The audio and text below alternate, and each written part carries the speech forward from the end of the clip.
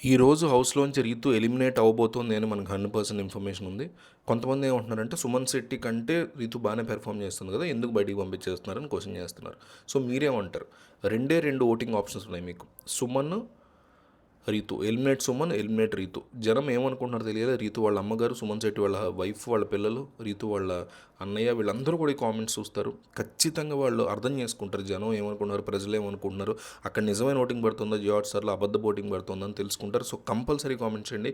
Eliminate Ritu, eliminate Suman. ఈ రెండిట్లో ప్రజలు ఏమనుకుంటున్నారు బిగ్ బాస్ ఆడియన్స్ అనేది వాళ్ళకి తెలియాలి.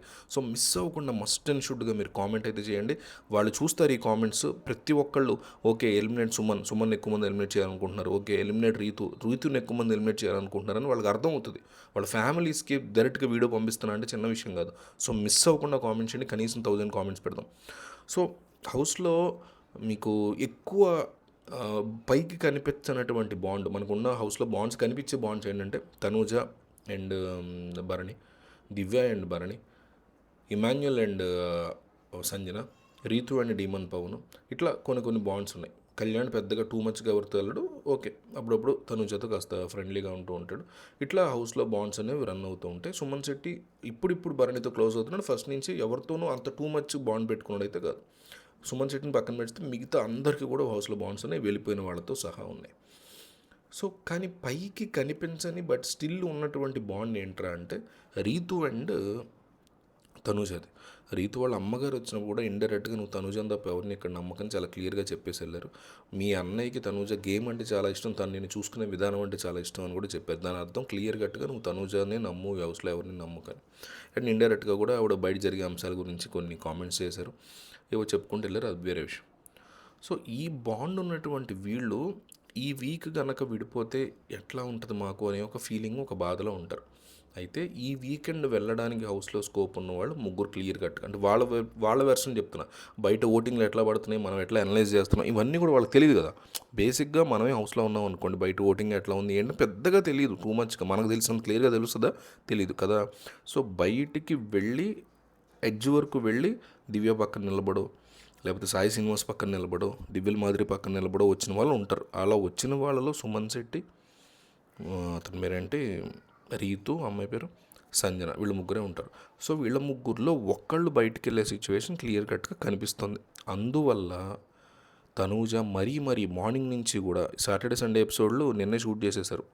ఇవాళ ఏ వారం, సాటర్డే ఇవాళ షూట్ చేసేసారు. సో ఇవాళ షూటింగ్ దానికి సండే ఇవాళ నేను షూట్ చేసేసారు సాటర్డే సండే ఎపిసోడ్స్. ఇవాళ మన వీడియో సండే కదా.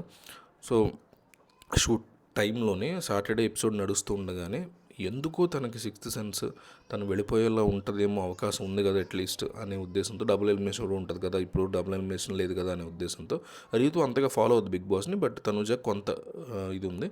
అందరికంటే ఎక్కువ బిగ్ బాస్ విషయంలో బిగ్ బాస్ ఎట్లాంటి స్ట్రాటజీలు వేస్తాడు అనే విషయంలో దివ్య బాగా గెస్ చేసేది. కొన్నిసార్లు ఫెయిల్ అయ్యేది, వేరే విషయం. సో తనూజ ఎక్కువగా నువ్వు డీమన్తో స్పెండ్ చేయి, ఎందుకు నువ్వు ఇవాళ డీమన్తో ఉంటే బాగుంటుంది అనిపిస్తుంది నాకు, ఇవాళ ఎక్కువ డీమన్తో ఉండని చెప్పి తను ఇండైరెక్ట్గా చెప్తున్నట్టుగా తెలుస్తుంది హౌస్లో.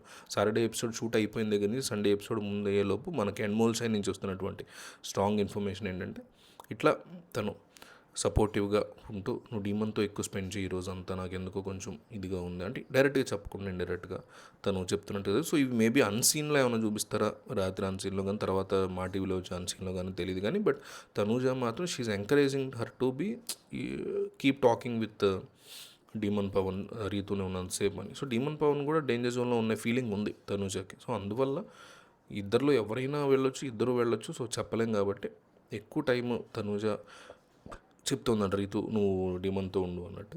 సో తన ఫ్రెండ్ వెళ్తున్న తన బాధ ఉన్నా కూడా ఇట్లా డీమన్ పవన్ విషయంలో ఎక్కువగా స్పెండ్ చేయే బదులు మళ్ళీ బయటకు వెళ్తే మిస్ అవుతుంది. ఎందుకంటే కొంతమంది అనుకుంటారు ఏముంది బయటకు వెళ్ళి కలుస్తాను, బట్ ఇన్నాళ్ళ పాటు హౌస్లో ఉండే ఆ బాండ్ డెఫినెట్లీ అది అన్హెల్దీ అనండి ఇంకొక రకమైన వరస్ట్ అయినా గుడ్ అయినా బాండ్ ఈజ్ ఎ బాండ్. కాబట్టి బాధ అనేది ఉంటుంది ఎవరికైనా, మనం చేసే తప్పైనా కొన్నిసార్లు బాధ ఉంటుంది ఆ వ్యక్తి పట్ల. సో ఇట్లాగా ఆ బాండ్ మనం చూసినంత ఈజీ కాదు. 24 గంటలు ఫోన్లు ఇంక వేరే వ్యాపకం లేకుండా అదే ఇంట్లో అదే మనుషులను చూస్తూ వాళ్ళ కోసం వంటలు చేసుకుంటూ పని చేసుకుంటూ ఉన్నప్పుడు ఒక వ్యక్తితో కనెక్ట్ అవుతాం ఎస్పెషల్లీ. సో అట్లాంటి బాండ్స్ అనేవి రియల్లీ ఇంపార్టెంట్ అండ్ మనల్ని బాధిస్తాయి అవి వదిలేటప్పుడు. అందువల్ల ఎక్కువ స్పెండ్ చేయను అతనితో అని చెప్తున్నట్టుగా తెలుస్తుంది తనుజ.